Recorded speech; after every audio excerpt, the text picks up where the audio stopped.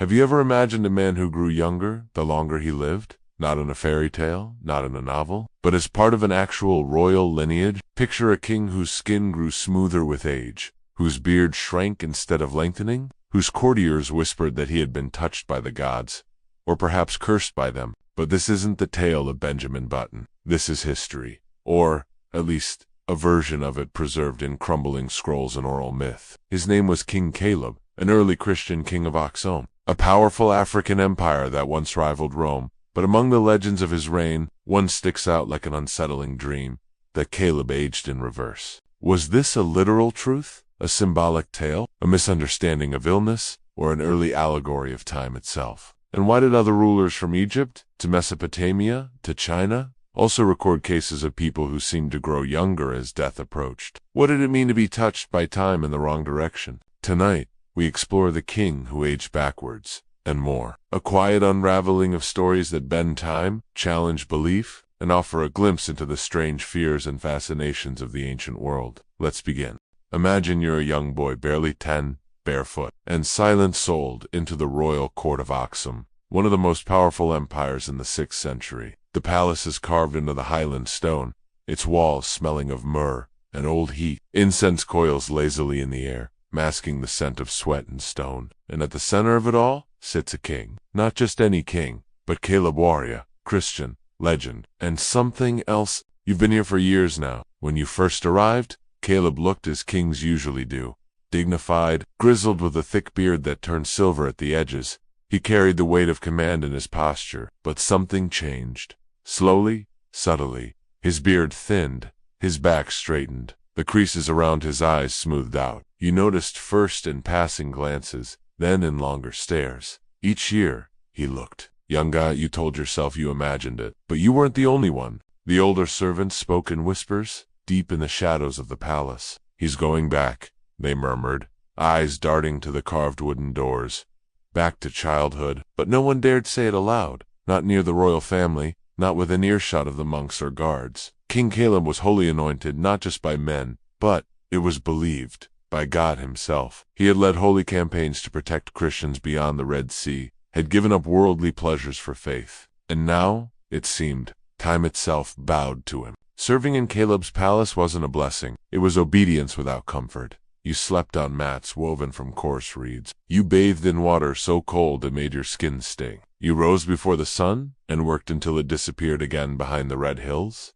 You were forbidden from speaking, unless spoken to, eye contact with nobles, only if ordered. And yet, somehow, the king's gaze always found you, calm/curious, younger than before. There was no explanation. Was it illness? Some strange affliction of the body, or a sign divine, or cursed? Some believed it was God's gift. Others thought it a punishment. But you, just a boy with calloused feet and silent eyes, only knew what you saw. Kaleb was aging backward. And time, at least in his presence, no longer made sense. Let us leave the servant's eyes behind now, and look more closely at the man himself. Kaleb, also known as Saint Elispan, King of Axum, a name that echoes faintly in the footnotes of ancient Christian texts, and in the golden legends of Ethiopia's imperial past. He was real. That much we know. A 6th century monarch who ruled a wealthy, Christian kingdom in the Horn of Africa, stretching across trade routes that linked the Roman Empire, India, Arabia, and Nubia.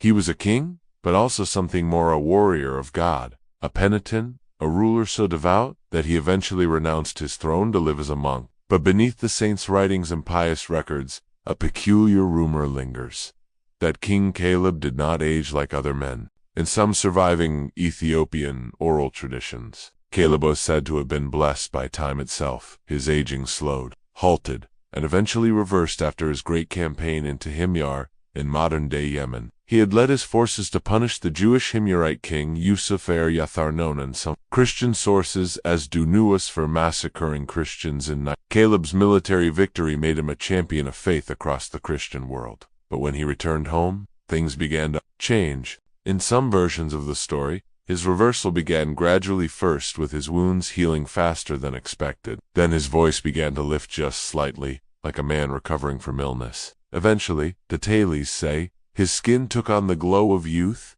and his hair darkened at the edges. Monks and court scribes, some say fearful, some say awestruck, began to record these changes not as a miracle, but a mystery. Was it the hand of God? A sign that Kaleb had been chosen not only as a king, but as a kind of eternal servant, a physical symbol of humility and rebirth? Or was it a metaphor twisted over time? A symbolic tale of a king who gave up worldly power and returned to the innocence of faith so, literally, that he became young again? We may never know. But what we do know is this: Kaleb, at the height of his power, stepped down. He gave his crown to his son and walked away from the throne. According to legend, he retired to a monastery where he lived the rest of his life in silence and prayer. Some say he lived for decades.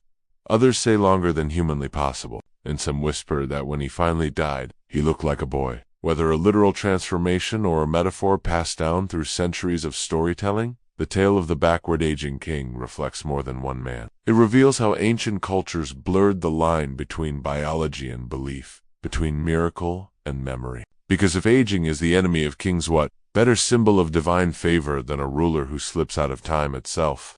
To truly understand the legend of Kaleb, others like him, we must widen our lens. Across the ancient world, stories of people who moved backward through time or defied aging altogether appear again and again, often hidden in plain sight, sometimes in myths, sometimes in misunderstood medicine, and sometimes in whispered fears. In Mesopotamia, one of the oldest surviving human myths, the Epic of Gilgamesh, speaks of eternal youth as a cursed gift. A flower that could restore youth is found at the bottom of the sea. But when Gilgamesh finally retrieves it, a snake steals it from him.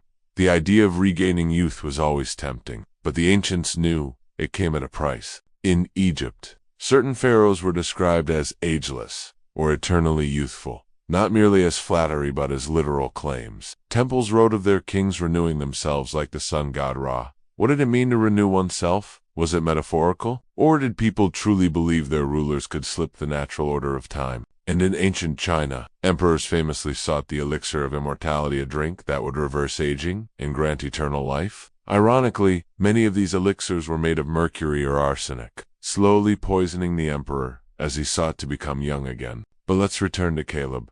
Was his reversal of age symbolic? Perhaps, but there are physical conditions, even today, that could explain such a phenomenon, or at least the illusion of it. Some genetic disorders cause changes in appearance that may mimic aging and childhood and youthfulness later in life. Progeria is one extreme, causing children to appear elderly. But the inverse, less known, conditions like hypopituitarism can delay puberty and slow the aging process dramatically, making adults appear perpetually adolescent. And in Kaleb's case, if he truly did retreat into a monastic life, he may have followed strict fasting, prayer, herbal medicine, and clean living. It's possible that over time, his appearance improved while others around him aged rapidly in comparison. Or perhaps it was psychological. A king once cloaked in armor and blood, suddenly seen in robes and candlelight, would seem transformed, youthful, lighter. Ancient people did not separate body from spirit the way we do. Illness could be a curse. Health could be a sign from heaven. And aging. Aging was not always natural. Sometimes it was seen as punishment, other times a blessing withheld. So when someone like Kaleb appears to move against time, the question wasn't how, but why. What had he done to be spared? What secret had he unlocked? And more haunting still, what did he lose in return? While King Kaleb was retreating from his throne, possibly growing younger in the eyes of those who watched him pray, the world outside was doing the opposite. It was aging, evolving, tearing itself apart and stitching itself together again. To the north, Byzantium was flexing its imperial muscle. The great emperor Justinian, nearly Kaleb's contemporary, was pouring wealth into monuments like the Hagia Sophia and leading campaigns to reclaim Rome's former glory. While Kaleb fasted in his monastery, Justinian bathed in silken politics. He too was obsessed with time, not by reversing it, but by rewriting it. He codified Roman law into something that would last for centuries. In a way, he also sought immortality, not through body, but through law and stone. Meanwhile, in Arabia, a religious transformation was slowly brewing. Tribes traded goods and ideas in cities like Mecca and Medina. Within just a few generations of Kaleb's death, a prophet named Muhammad would risk reshaping the entire spiritual and political landscape. The Axumite kingdom, once a dominant power, would eventually fade from the historical forefront. Its strange stories like the backward aging king would be passed down, distorted, or forgotten entirely. And in the distant corners of the world, other civilizations, unaware of Kaleb's existence, were grappling with their own views of time and age. In the Americas, the Maya charted calendars with terrifying precision, predicting celestial movements thousands of years into the future. In India, age and rebirth were seen as part of an eternal cycle samsara where time was a wheel, not a line. To grow young again was not a miracle, but an inevitability in the long arc of reincarnation. So while Kaleb's people marveled at his unaging face, perhaps the rest of the world would not have been surprised. To some, he may have seemed like a saint. To others, a symbol. To others, a man caught at the wrong end of a metaphor. But in the quiet hills of Axum, far from the battles and marble palaces of other kings, Kaleb lived out his final days in a small stone monastery. No crown, no throne, just prayer. And, if the legends are true, the face of a boy. So now we return to the question we began with. Can a man truly age backwards? Perhaps not in body, but in symbol, in belief, in the strange twilight between truth and myth. History is full of kings who tried to stop time. Kaleb may be the only one who let go of it entirely. And maybe that's what makes his story so haunting. He didn't fight age. He walked away from it. He became small, quiet, forgotten, and perhaps eternal. What would you choose, if given the option? To grow wiser and older with time, or to drift backward into youth and silence? Let us know in the comments. And if you enjoy slow, strange history that makes you wonder as you drift off to sleep, don't forget to like this video and subscribe to PillowTime Past. More bizarre, calming stories are already waiting in the shadows of history. Sleep well and stay curious.